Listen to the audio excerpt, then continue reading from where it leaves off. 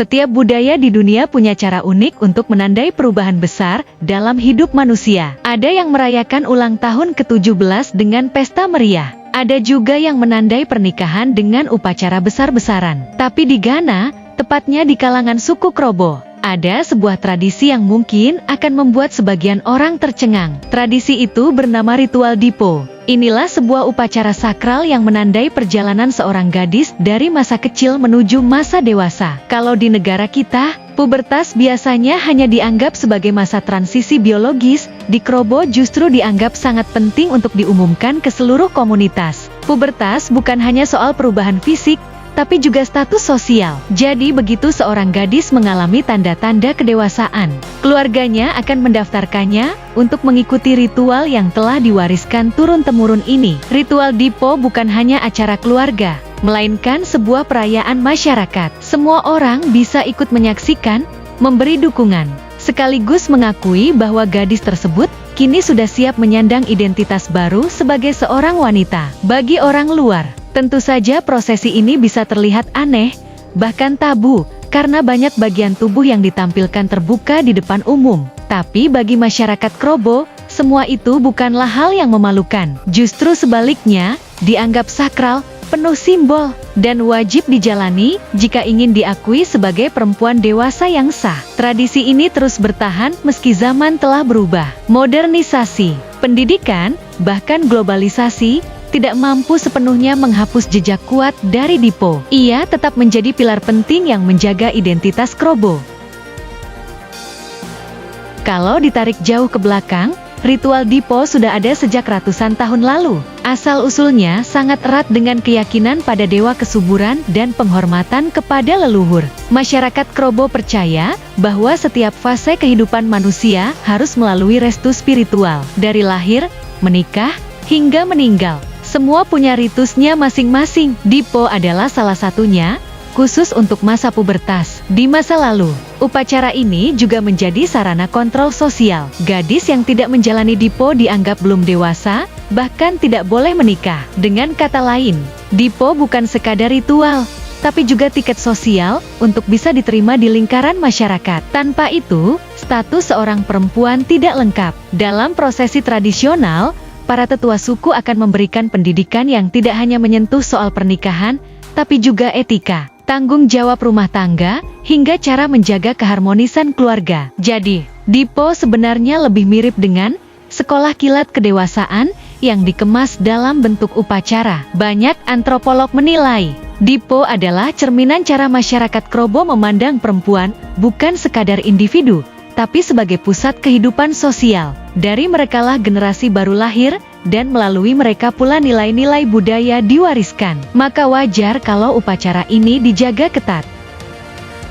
Sebelum masuk ke puncak acara, ada serangkaian persiapan yang tidak bisa dianggap sepele. Para gadis yang akan mengikuti Dipo dikumpulkan dan dipisahkan dari kehidupan sehari-hari. Mereka menjalani semacam masa karantina di mana tubuh dan jiwa mereka dipersiapkan untuk tahap berikutnya. Tahap pertama adalah penyucian.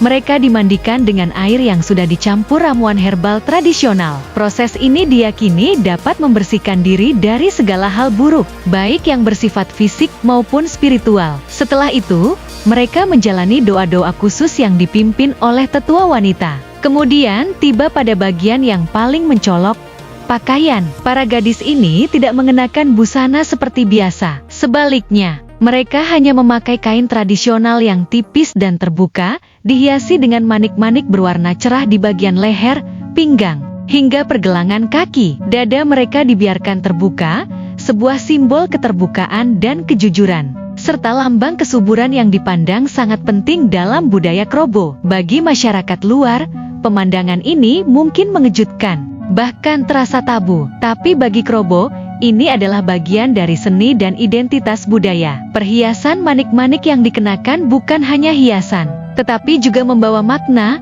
Warna tertentu melambangkan kesuburan, keberanian, dan juga kehormatan keluarga. Hari besar pun tiba. Para gadis yang telah siap diarak keluar menuju lapangan desa. Sepanjang jalan, warga Krobo berkumpul untuk menyaksikan momen sakral ini. Musik tradisional dengan dentuman drum khas Afrika mengiringi langkah mereka, menciptakan suasana meriah sekaligus hikmat. Di tengah lapangan, mereka duduk berbaris. Para tetua memberikan wejangan, mulai dari tanggung jawab seorang istri, kewajiban seorang ibu, hingga etika menjaga kehormatan keluarga. Semua nasihat itu disampaikan dengan penuh wibawa, karena diyakini akan menjadi bekal penting dalam kehidupan rumah tangga nantinya. Setelah itu, dimulailah tarian khusus. Para gadis bergerak anggun, mengikuti ritme drum. Gerakan tarian bukanlah tarian sembarangan, melainkan simbolik. Setiap gerakan mengandung pesan, mulai dari kesiapan untuk menghadapi kehidupan baru, hingga simbol penghormatan kepada dewa kesuburan. Bagi mata asing, tarian ini bisa tampak sensual. Namun dalam budaya Krobo, ia dianggap suci. Tidak ada unsur erotis di dalamnya. Semua adalah simbol tentang kehidupan, kesuburan, dan keberlanjutan generasi. Masyarakat menyaksikan dengan penuh hormat, bukan dengan pandangan iseng. Inilah yang membuat Dipo begitu unik, di persimpangan antara sakral dan apa yang bagi orang luar tampak kontroversial.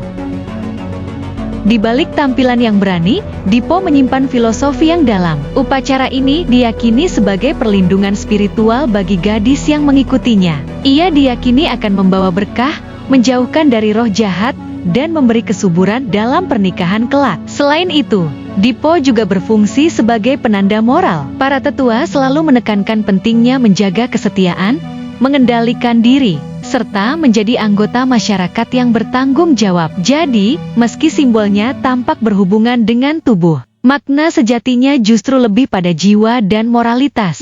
Filosofi lain yang terkandung dalam Dipo adalah pentingnya keterhubungan antara individu dengan komunitas. Seorang gadis tidak bisa menjalani hidup sendirian. Ia bagian dari masyarakat, dan masyarakat juga bagian dari dirinya. Dengan melalui Dipo, ia resmi diterima, dihormati, dan diakui sebagai perempuan dewasa. Inilah mengapa banyak orang Krobo merasa bangga ketika anak perempuannya berhasil menjalani Dipo. Itu bukan sekadar ritual, melainkan sebuah pencapaian, tanda bahwa keluarga telah berhasil membesarkan anak hingga memasuki tahap baru dalam kehidupan.